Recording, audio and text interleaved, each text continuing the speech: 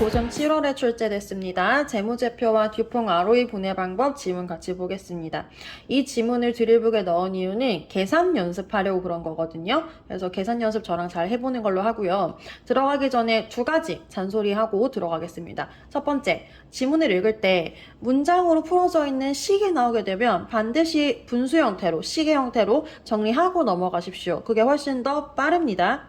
두 번째, 위아래 화살표 표시할 부분이 나오게 되면 반드시 화살표 표시해 주십시오. 그 다음에 화살표들 간의 관계까지 파악을 하고 가셔야 됩니다. 무슨 소리야? 얘가 위로 올라가면 얘도 증가한대, 얘가 감소하면 얘도 감소한대, 혹은 얘가 증가하면 얘는 감소한대, 이런 식으로 위아래 화살표를 체크하고 혹여라도 개념들 간의 관계가 설정이 되어 있다면 그것들까지 체크하고 넘어가셔야 된다. 그거를 좀 말씀을 드리고요.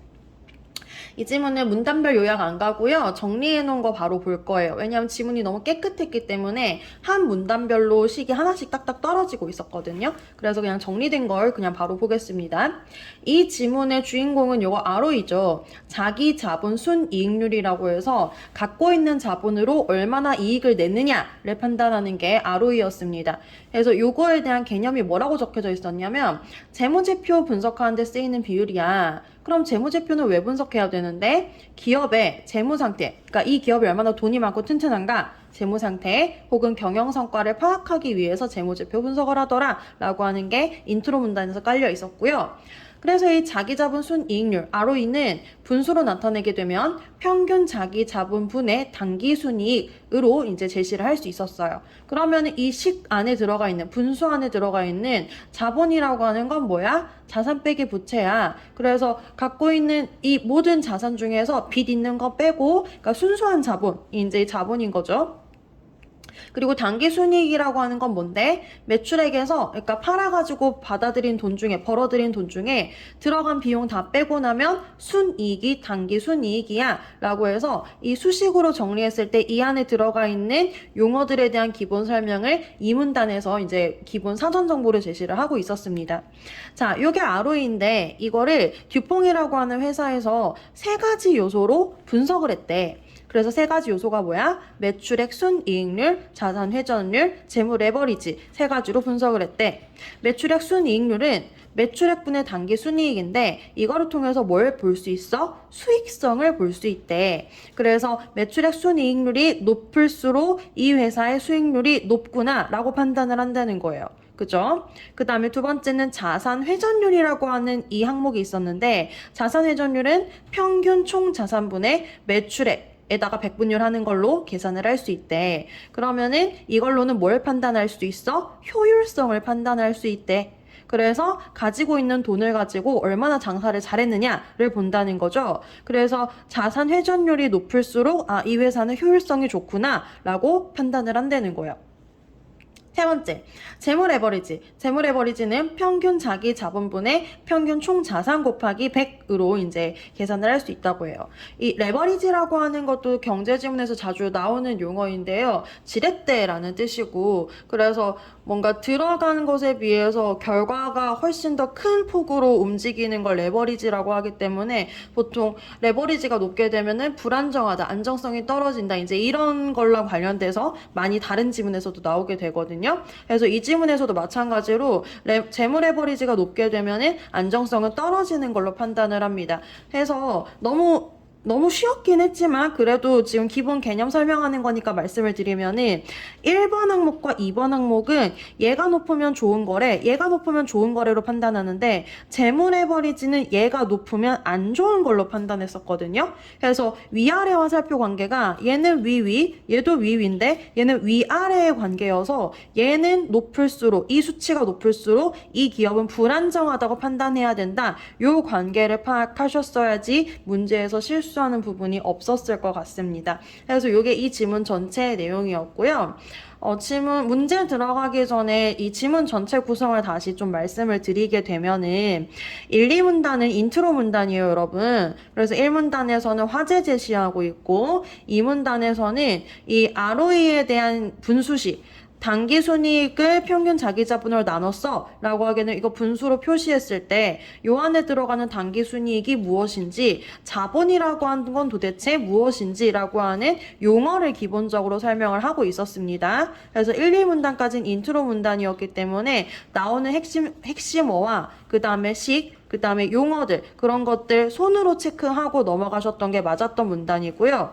3문단부터 작은 따옴표로 된 용어가 나오면서 얘가 주인공이야 라는 걸 제시를 하고 있죠. 그래서 지금 3문단을 보게 되면 ROE라고 하는 건 뭐야? 당기순이익 나누기 평균 자기자본이야. 그리고 듀퐁 ROE 분해가 요거 곱하기 요거 곱하기 요거 곱하기야 라고 지금 나와서 결국 ROE라고 하는 건 평균 자기자본 분해 당기순이익이면서 이거는 매출액 순이익률 곱하기 자산 회전율 곱하기 재무 레버리지야 라고 식을 지금 제시를 하고 있었던 거죠.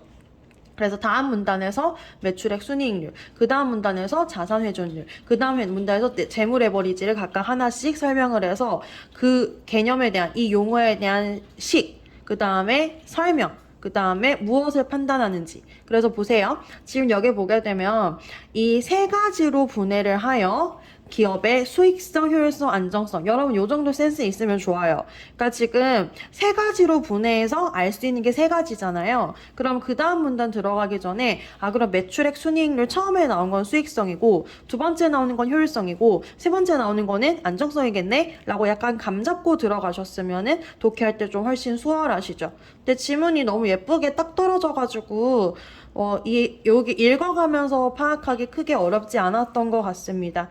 그래서 마지막 문단에서는 이렇게 듀퐁 ROE 하면은 분해하면 왜 좋아? 그래서 다른 기업이랑 비교하거나 항목이 나뉘어져 있기 때문에 각 항목에 대한 판단이 가능하다. 하지만 이것만 가지고는 모두 알 수 있는 게 아니기 때문에 적절하게 활용해야 된다라고 하는 장점과 유의점 제시하면서 지문 마무리되고 있었습니다. 그래서 이 지문은 그냥 내용 이해고 자시고 각 문단별로 제시되는 식 있죠, 식만 분수 형태로 잘 제시를 하고 그걸 가지고 문제 푸는데 써먹었으면 전혀 어렵지가 않았던 문제거든요.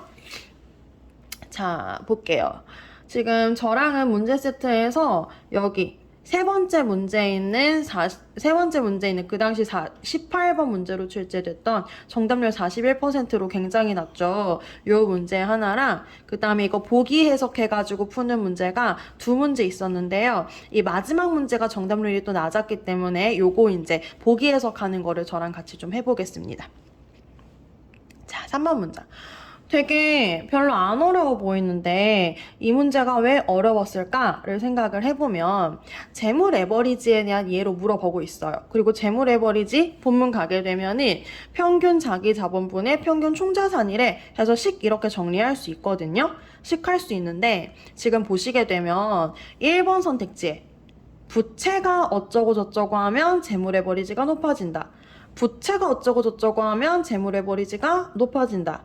부채가 어쩌고 저쩌고 하면 재무 레버리지가 높아진다 라고 해서 지금 재무 레버리지가 높아지는지 낮아지는 거에 대한 판단을 해야 되는데 판단하기 위한 근거 요소가 부채인 거예요. 근데 문제는 재무 레버리지를 만들게 하는 이 시기에 재무 레버리지를 도출하는 이 시기에 부채가 없는 거야. 그래서 어쩌지 하고 혼동이 왔었던 게 아닐까 하는 게 이제 선생님의 추측입니다. 그래서 여러분들이 만약에, 그러니까 많은 학생들이 지금 이 문제를 틀렸는데 이 문제가 뭐가 어려웠을까 하면은 한번 꼬아놓는 그러니까 그 절차가 있었어요. 한번 꼬아놓는 장치. 재무 레버리지를 도출하기 위한 식에 부채가 없기 때문에 여기 있는 자산이란 용어, 여기 있는 자본이란 용어를 가지고 여기 부채가 어떻게 관련이 되는지까지 이렇게 식을 한번 이렇게 치환을 해가지고 자본은 자산 빼기 부채야, 자산은 자본 더하기 부채, 이렇게 각 용어에 대해서 식을 가지고 치환해서 부채를 집어 넣어가지고 그렇게 판단을 했어야 되지 않나 하는 생각이 듭니다. 그래서 첫 번째 이걸 어떻게 활용할 거야? 자산 빼기 부채가 자본이야 라고 하는 게 본문에 제시가 되었기 때문에 그럼 자본은 자산 빼기 부채네. 자본은 자산 빼기 부채네. 자산은 자본 더하기 부채네. 라고 해서 이거를 식을 바꿔가지고 각 용어에 맞게 부채를 집어넣는 식을 만들 수가 있죠. 그러면 우리가 이제 이 분수에 대해서 좀 판단을 할 수 있어요. 자, 그럼 봅시다.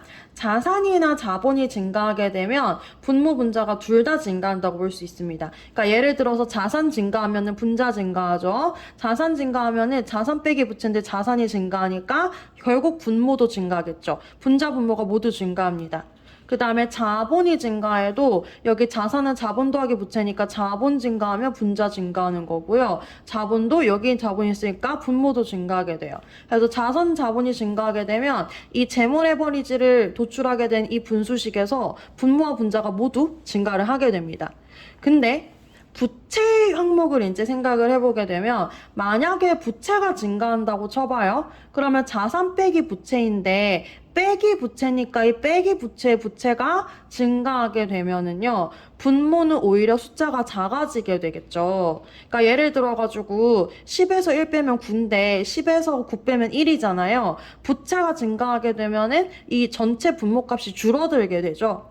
근데 여기 있는 부채가 자본 더하기 부채니까 부채가 증가하게 되면 플러스 부채이기 때문에 분자는 증가하는, 그래서 부채가 증가하게 되면 분모는 줄어들고 분자가 증가하는 형태라고 볼 수 있습니다. 그러면 분모가 작아지고 분자가 커지면 어떻게 돼요? 재무 레버리지가 커진다라고 이제 이 부채와 재무 레버리지를 이 정말 분수식 간의 관계로 도출을 해낼 수가 있고요.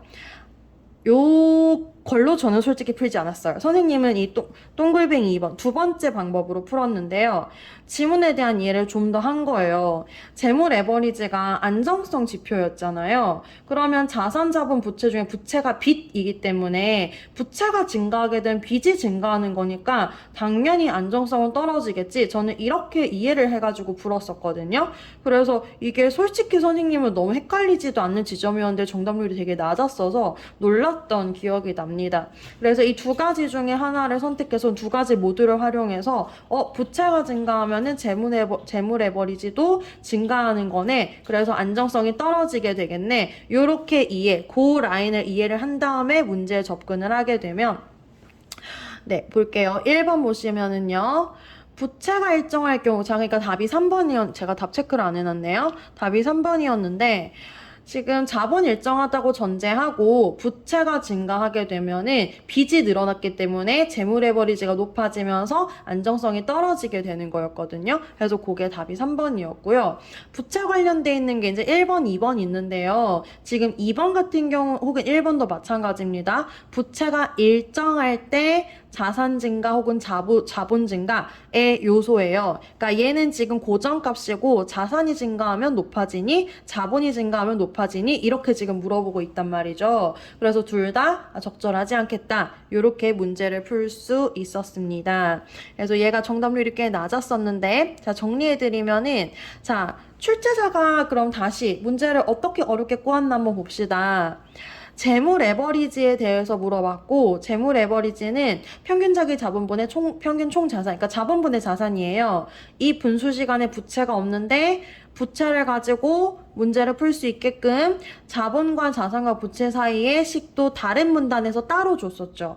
그래서 떨어져 있는 정보를 연결시켜서 부채가 들어가는 식으로 치환해서 문제를 풀게끔 조금 난이도를 올리는 방법이, 이렇게 난이도를 올리는 방법이 있구나. 이렇게 이제 공부하고 넘어가시면 되겠습니다.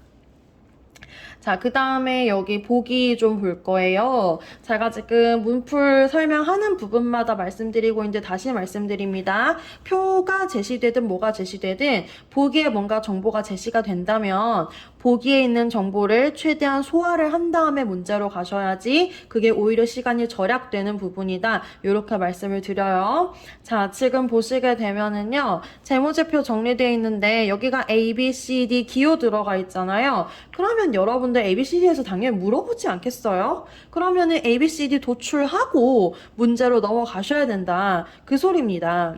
자, 그러면 보세요. 매출액 순이익률이라고 하는 거는 ROE 분석하는 거의 첫 번째였잖아요. 그래서 당기순이익 나누기 매출액이었거든요. 그러면 지금 당기순이익과 매출 여기 있잖아. 당기순이익 나누기 매출액. 그래서 당기순이익 나누기 매출액 하게 되면은 5, 4, 20이니까 4로 우리가 4%라고 도출을 할 수가 있겠죠.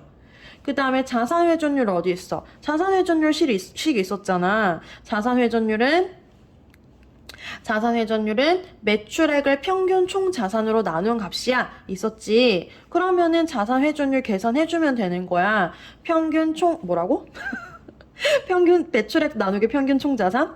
그럼 지금 매출액 나누기 평균 총 자산이니까 여기잖아요. 500 나누기 200이니까 2.5 계산 되겠지.